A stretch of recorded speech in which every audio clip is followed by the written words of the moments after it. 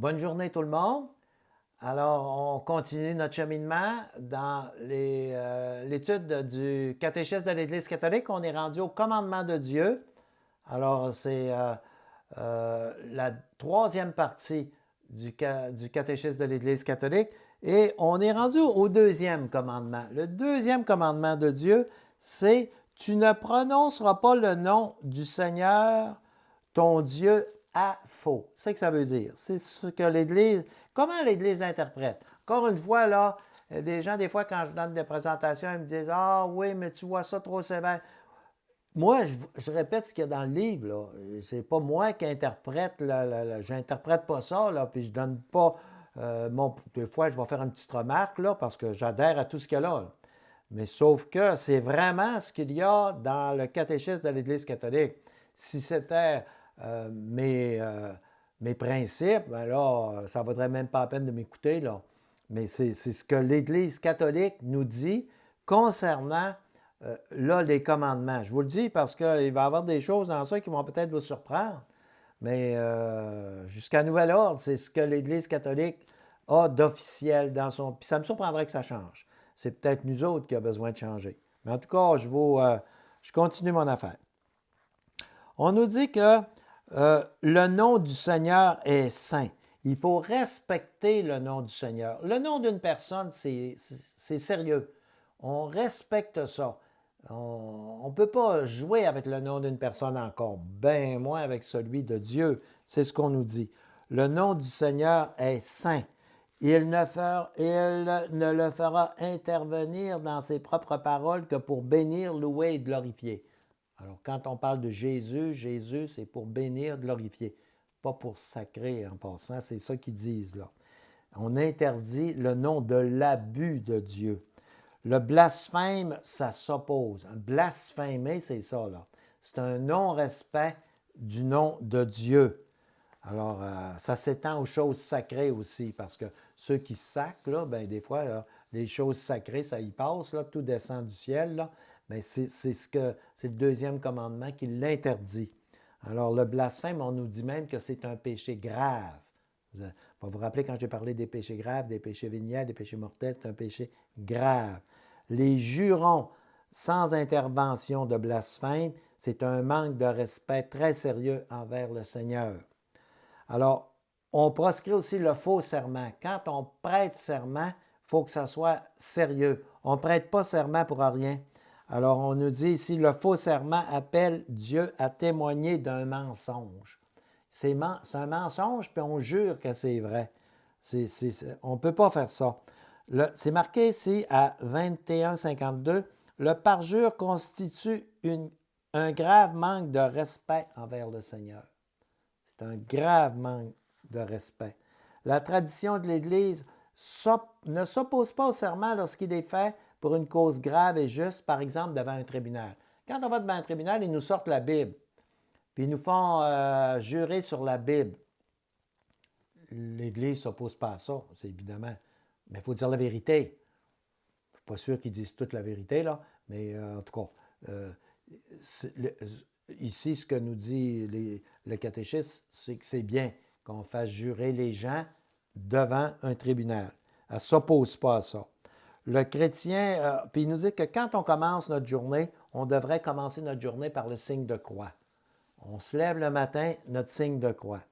Alors, Jésus appelle chacun par son nom. Le nom de tout homme est sacré. Homme, femme, là, on dit souvent homme là, dans le catéchisme, mais le nom d'une personne, c'est sacré.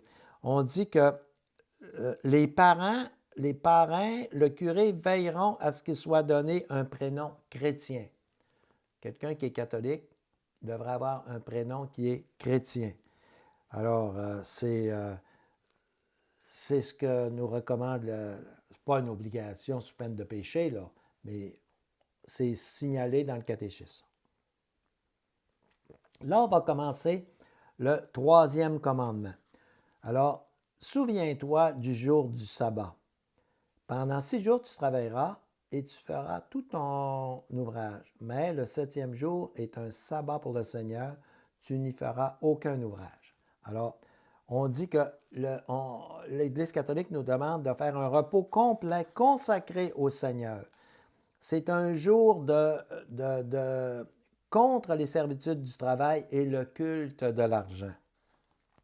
Alors, il y a d'autres jours que le dimanche où il faut observer ce repos-là.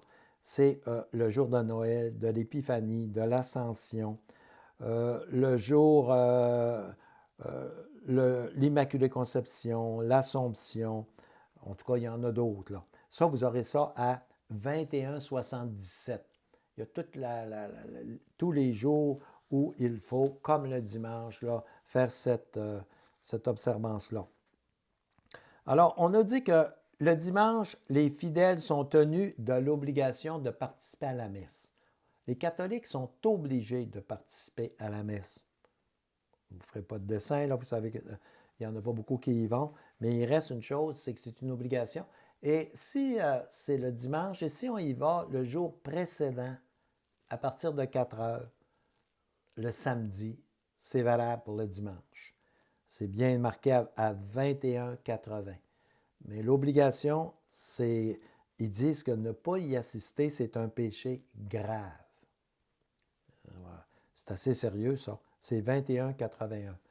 Pas moi qui le dis, là, mais assister à la messe une fois par semaine, c'est une obligation. C'est un commandement. C'est suite au commandement de Dieu. C'est l'interprétation du commandement de Dieu par l'Église catholique. Puis Jésus, il a dit, tout ce que vous lirez, je le tiendrai pour lié. Ça veut dire, si vous avez déclaré que c'est grave, moi aussi, moi, le déclarer que c'est grave. Donc, c'est important. Alors, on nous demande de nous abstenir de travaux qui empêchent le culte à Dieu. Alors, il faut que ça soit quand même des travaux qui sont majeurs. Alors, chaque chrétien, on nous dit aussi que si tu es un chrétien, tu dois éviter d'imposer sans nécessité à autrui ce qui l'empêcherait de garder le jour du Seigneur. Alors, si tu es un employeur, par exemple, ce n'est pas absolument obligatoire que tu ouvres le dimanche. Bien, fais pas exprès pour ouvrir puis pour demander à ton monde de travailler le dimanche. Je sais qu'il n'y a pas grand monde qui observe ça, là, mais il faut quand même que moi, ce qu'on s'est dit, c'est qu'on prend connaissance du catéchisme de l'Église catholique. Qu'est-ce que notre religion nous demande de faire? Et puis, je sais que même les évêques, Rome, on n'en parle pas souvent, mais il y a des règles, puis c'est écrit comme ça dans le catéchisme de l'Église catholique. Alors, moi, l'objectif de ces vidéos-là, c'est de vous relater ce qu'il y a vraiment dans le catéchisme. Alors, on ne dit pas le contraire non plus, là, les évêques. Là. Il n'y a personne qui dit le contraire de ça, mais moi, je trouve qu'on n'en parle pas souvent pour une chose aussi importante. En tout cas, c'est mon interprétation.